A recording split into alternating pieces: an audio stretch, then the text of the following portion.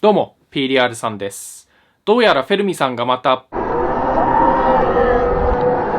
前回の動画作ってからフェルミさんの動画を何個か見たんですけど、結構共感できるものはあったんですけど、数本に1本は、おろってなりましたね。今回の、衝撃私立学校と公立学校の違い5選も、おろってなりましたね。見てく前に PDR さんの友達で私立学校で働いている人いるんで、その人にこの動画を送りつけて感想を求めたんで、その人の感想、意見を挟みつつやっていきたいと思います。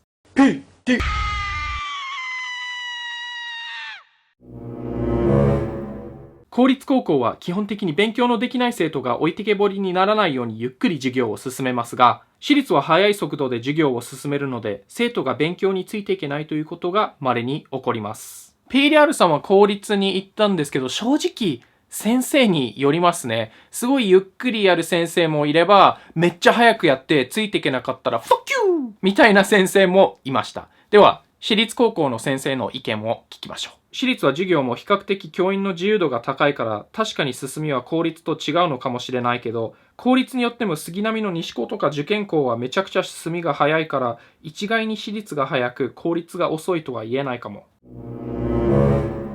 公立の先生がクビになることはほとんどありませんが、確かに公務員はよっぽどひどいことやらない限りクビにならないですよね。私立の場合は指導力がない先生はクビになります。この辺はちょっとわからないので、私立の先生で働いている友達に聞いてみましょう。私立も教員は授業ができないって理由ではクビにならないよ。法律を犯さない限りはヘボ教師でもクビにならない。フェルミさん、あれれれ相棒、うざい。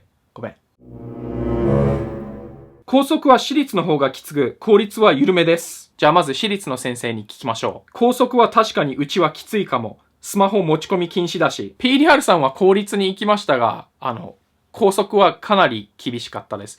携帯の持ち込み禁止とまではなかったですけど、昼休みに携帯いじってたり、漫画読んでたりしたら、どっちも没収されることもありましたし、確か月に1回、頭髪検査あったし、女子のスカートは膝下って何センチって決まってて、男も確かあんま髪長いと切れって言われたし、バイトも、書類を書いて、審査が通ったらやっていいみたいな感じでしたね。だから相棒はその反動で金髪入れ墨ちょいグレ親父になったんだね。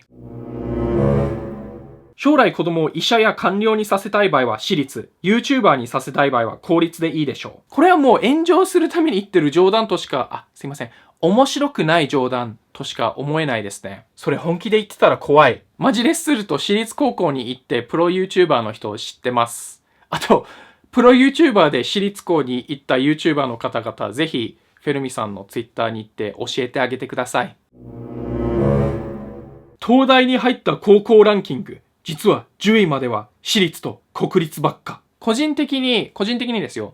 東大伝説って、もうちょっと時代遅れな感じしますね。確かに東大入ってるとアドバンテージはあると思うんですけど、その辺の大学に行ってても一流企業に勤めることは可能だと思いますよ。フェルミさんによりますと、公立の全体の 61% でいじめがありまして、私立は全体の 43%。そして、公立は暴力的ないじめが多いのに対して、私立の場合は暴力よりもっと裏で金銭の要求をするなどの陰湿なものが多い傾向にあります。はい。友達の私立の先生によりますと、確かに暴力より仲間外れにするとかの方が多いね。はい、ちょっとすいません。編集してる時にまた、私立の先生はいじめの解決能力が低く、あまり対応してもらえないとも言われているので、っていうところに対して、友達から LINE が来ました。ちなみに私立教師がいじめ対応苦手っていうのも一概には言えないけど、うちとかバリバリ警察ばりに取り締まるだそうです。でもボコボコにされようが、お金取られようが、仲間外れにされようが、全部同じいじめですよね。この後言ったことがちょっとムカつきますね。強い子供に育ってほしい場合は公立でいいでしょう。毎日ボコボコにされた方が人間として強くなる。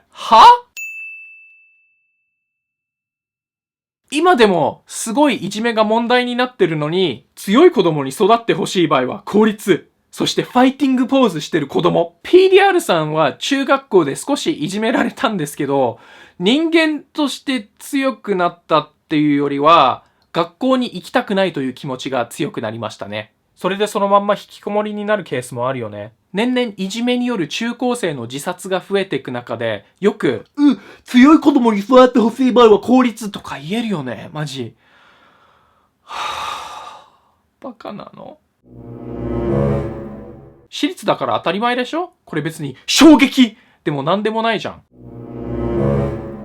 フェルミさんによりますと、26人の日本人ノーベル受賞者はみんな国立大学に行ってますが、高校は国立1人、私立2人、公立23人。公立がダントツですね。でも、これはあくまで PDR さんの予想なんですけど、ノーベル受賞者のほとんどおじいちゃんじゃないですか。だから、ウィキペディアによりますと、2018年5月1日現在、高校の数は4897校で、国立が15校、公立3559校、そして私立が1323校。公立が圧倒的に多いですね。だから何？このノーベル賞受賞者の人たちが高校生だった頃は、私立がさらに少なかったんじゃないのかと思います。だからみんな公立出てるのが当たり前なんじゃないのかと勝手に予想してます。そしてオチ、国立行け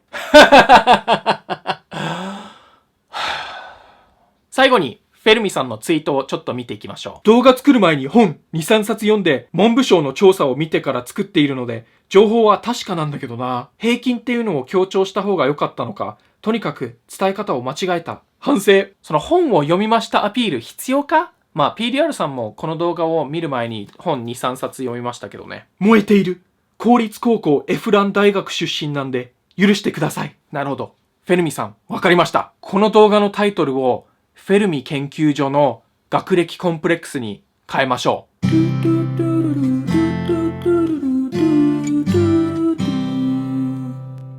この動画が面白いと思ったらぜひ高評価お願いします。チャンネル登録もよろしくお願いします。よかったらベルボタンは一回クリックして PDR さんの動画の通知をたまにもらいましょう。あと、今日も来てないですけど、PDR サックススウェットまだもうちょっとだけ売ってます。下にリンク貼ってあります。皆さんはこのフェルミ研究所の動画についてどう思いますか？ぜひ意見を聞かせてください。なんか結構、PDR さん見たことないんですけど、電撃ランキングの方が良かったって言ってる人多いんですけど、皆さんその辺はどうでしょうか？ぜひ教えてください。あと、昨日の動画とその前の動画ぜひぜひチェックしてください。では。